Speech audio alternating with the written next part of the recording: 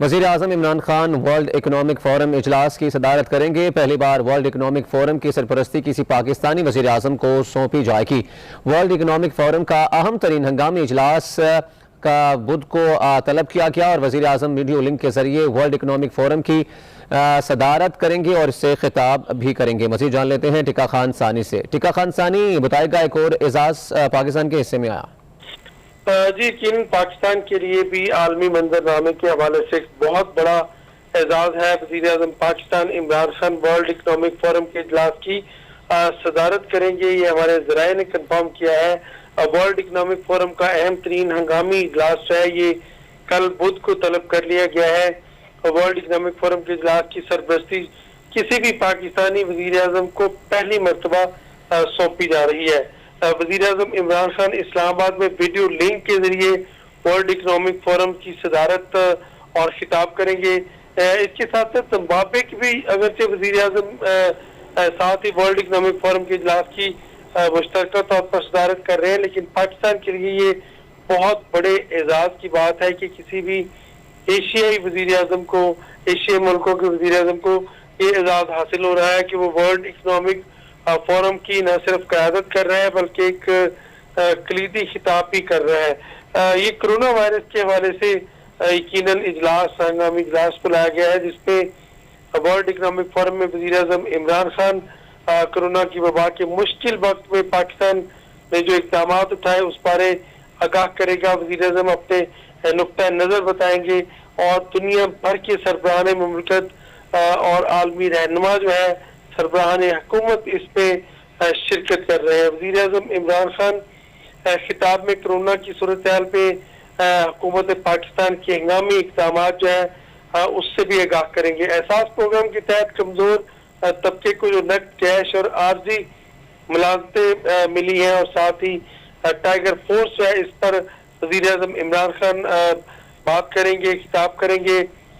इस सारी मुश्किल की सूरत हाल में पाकिस्तान ने कैसे इस पर कंट्रोल हासिल किया। वज़ीर आज़म इमरान खान दरख्त लगाने के लिए मजीद जो 2 लाख नौकरियां देने के मंसूबे पर भी बात करेंगे।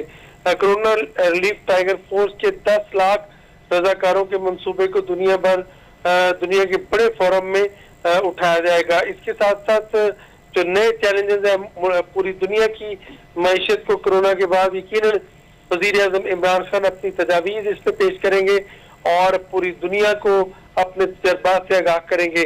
60,000 नौकरियां पाकिस्तान ने ग्रीन निगहबान मंसूबे के तहत दी हैं और मजीद 2 लाख नौकरियां देने का प्लान है।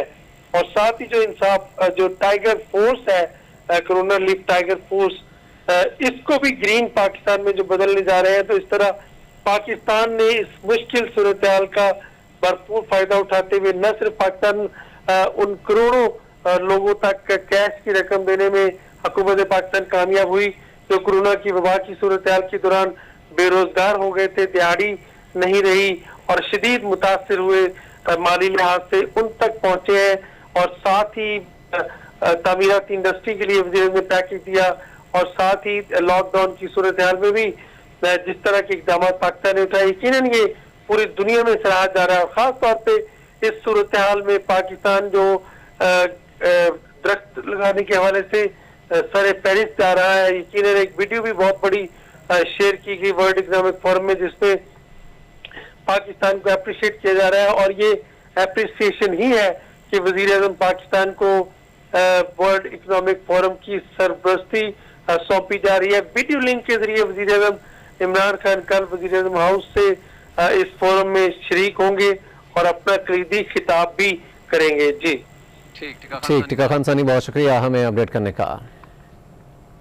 अब आगे बढ़े, आपको बताएं कि पंजाब भर में मॉल और पंजाब भर में कारोबारी मराकज़ खुल गए हैं, लेकिन SOPs पर अमल किस तरह करवाया जाए, शहरी किसी SOPs को खातिर में नहीं ला रहे और हिफाजती तदाबीर अपनाए बगैर मार्केट्स का रुख कर रहे हैं और दुकानदारों की जानिब से कोई इकदाम किए गए हैं और ना शहरी खुद से कोई लिहाज कर रहे हैं। इस मामले पर बात करने के लिए सूबाई वज़ीर सनअत और तिजारत मियाँ असलम इकबाल से भी हम राब्ता करने की कोशिश करेंगे, उनसे भी उनका पॉइंट ऑफ व्यू लेने की कोशिश करेंगे। अभी आपको बता रहे हैं कि पंजाब भर में माल और पंजाब भर में कारोबारी मराकज़ खुल गए हैं, लेकिन SOPs पर अमल दरामद नहीं करवाया जा रहा और शहरी किसी SOPs को खातिर में नहीं ला रहे और मार्केट्स जा रहे हैं बगैर हिफाजती तदाबीर अपनाए और दुकानदारों की जानिब से कोई इकदाम किए गए हैं, ना शहरी खुद से कोई लिहाज कर रहे हैं। तो हमने मार्केट की सूरत हाल भी आपको दिखाई है। लाहौर भी जो मार्केट्स हैं लाहौर की वो खचाखच भरी हुई है शहरियों से और बड़ी तादाद शहरियों की मार्केटों का रुख कर रही है। ना मास्क का इस्तेमाल किया जा रहा है, ना ग्लव्स का इस्तेमाल किया जा रहा है। हैंड सैनिटाइजर दुकानों पे अक्सर नजर नहीं आ रहे और लोग मास्क का इस्तेमाल नहीं कर रहे। बच्चे भी साथ आ रहे हैं और बुजुर्ग भी साथ आ रहे हैं और बच्चों को भी मना किया गया कि बच्चों को मार्केट्स ना लाएं, बुजुर्गों को मार्केट्स ना लाएं क्योंकि ज़्यादा ख़तरा उनको ही है इस वायरस से। तो जितने भी SOPs बनाए गए थे इस हवाले से उनकी खिलाफ वर्जी की जा रही है और SOPs पर अमल किस तरह करवाया जाए इस पर भी एक सवालिया निशान है और शहरी किसी SOPs को खातिर में लाए बगैर मार्केट्स का रुख कर रहे हैं।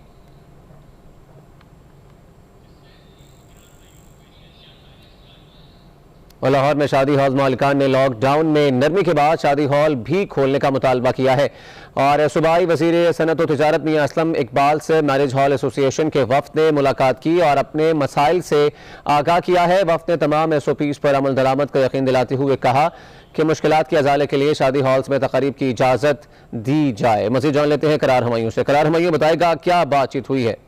जी बिल्कुल, सूबाई वज़ीर सनअत व तिजारत मियां असलम इकबाल से आज शॉपिंग मॉल्स के बाद अब हुकूमत पंजाब ने जो है उनसे मुतालबा किया गया है कि वो सिर्फ और सिर्फ जो है शादी हॉल्स जो हैं उनको खोलने की भी इजाजत दी जाए। तो शादी हॉल्स खोलने के हवाले से जो मीटिंग हुई है उसके अंदर मियां असलम इकबाल ने वाज़ेह मौक़िफ़ दिया है कि ये कोरोना वायरस के सूरत हाल के अंदर हम एहतियात का दामन जो है वो नहीं छोड़ सकते और शादी जैसे बड़े इज्तिमात पर पाबंदी उठाने का खतरा वो जो है वो मोल नहीं लिया जा सकता। महदूद अफराद और SOPs के साथ मैरिज हॉल्स को खोलने की तजवीज का जायजा लिया जा सकता है, लेकिन इसकी हतमी मंजूरी जो है NCO के जो इजलास है वहां पे ये मामला रखा जाएगा और इस शादी हॉल के अंदर जो है खास तौर पे जब शादी की तकारीब होंगी तो लोगों का मेल जोल ज्यादा होगा और अफराद में कोरोना एक दूसरे में ट्रांसमिट करने की जो शरह है वो ज्यादा बढ़ेगी। ये जो सदर लाहौर मैरिज शादी हॉल जो है मियां लियास ने वफ्द की सूरत में मुलाकात की थी और यही मुतालबा किया था कि शादी हॉल इंडस्ट्री जो है वो सिर्फ और सिर्फ औकात कार जो हुकूमत की जानिब से SOPs जारी किए जाएंगे, वन डिश के हवाले से जो SOPs जारी किए जाएंगे हम उस पर पूरी तरह से अमल दरामद रहेंगे।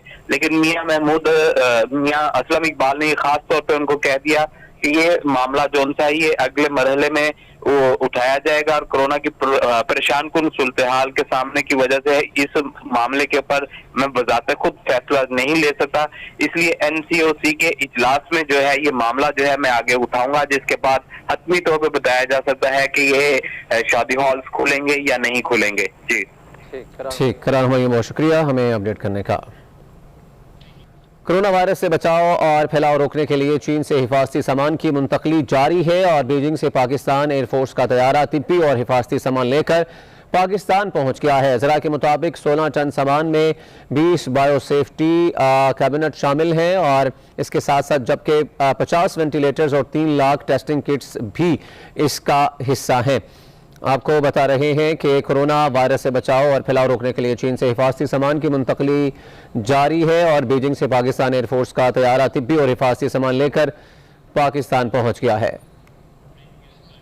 सुप्रीम कोर्ट ने ईद उल फितर की तातीलात का ऐलान कर दिया है। ईद के मौके पर सुप्रीम कोर्ट प्रिंसिपल सीट और सूबाई रजिस्ट्रियां 6 रोज बंद रहेंगी जिसका नोटिफिकेशन जारी कर दिया गया है। इस हवाले से भी जान लेते हैं सलमान अली अमान से। सलमान बताएगा क्या नोटिफिकेशन जारी किया गया है। जी बिल्कुल, दीगर सरकारी इदारों की तरह सुप्रीम कोर्ट की जानिब से भी ईद उल फितर की तातीलात का ऐलान कर दिया गया है और जो नोटिफिकेशन जारी किया गया है उसके मुताबिक ईद उल फितर के मौके पर सुप्रीम कोर्ट की जो प्रिंसिपल सीट है यानी जो मेन इस्लामाबाद की ब्रांच है उस समेत जो सूबाई रजिस्ट्री है वो 6 रोज बंद रहेंगी। सुप्रीम कोर्ट में 22 मई से 27 मई तक ईद उल फितर की छुट्टियां होंगी और नोटिफिकेशन का इतलाक तमाम रजिस्ट्रीज के ऊपर होगा। जी ठीक, सलमान अली अमान बहुत शुक्रिया हमें अपडेट करने का।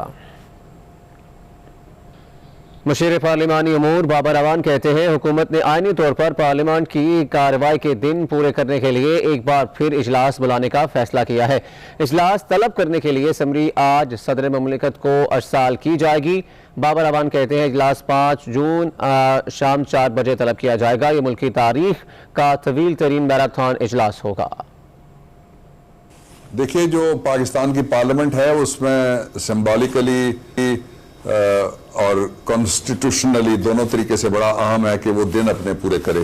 ये आईनी तकाजा पूरा करने के लिए मैंने प्राइम मिनिस्टर इमरान खान और नेशनल असेंबली के स्पीकर से भी मैंने बात कर ली है और हम समरी भेज रहे हैं। अब मुशावरत हमारी मिनिस्ट्री में भी मैंने कह दिया है। उस समरी के मुताबिक 5 जून को इजलास शुरू होगा और शाम 4 बजे हम कॉल कर रहे हैं इस इजलास को पहले को, और कोविड-19 को मद्देनजर रखा जाएगा। उससे पहले हम ऑपोजिशन से जो हाउस बिजनेस एडवाइजरी कमेटी है उसमें बात करेंगे। जो दूसरी बात है कि ये पाकिस्तान की तारीख का गालिबन सबसे लंबा मैराथन इजलास होगा जो 5 से लेके 13 अगस्त तक जारी रहेगा। इसी दौरान बजट आएगा, लेजिस्लेशन भी करेंगे और एक जो एंटायर मनी लॉन्ड्रिंग एक्ट है उसके अंदर जो अमेंडमेंट है वो भी एक हाउस में गई और दूसरे हाउस में नहीं हो सकी वक्त पे, इसलिए उसको रखना पड़ेगा। और कुछ 1-2 और भी चीज़ें हैं जिनको रखना पड़ेगा जॉइंट पार्लियामेंट्री सेशन के अंदर भी। तो ये इजलास आईनी तकाजा सिर्फ दिन पूरे करने का नहीं है, काम पूरा करने का भी है कि आवाम की उमंगों के मुताबिक पार्लियामेंट कानून साजी और आइन साजी और फैसला साजी करे। इसलिए कोई सवाल ही पैदा नहीं होता किसी तरह की कोई आईनी कोताही हो या कोई आईनी खला निज़ाम में छोड़ा जाए, इसका सवाल नहीं है।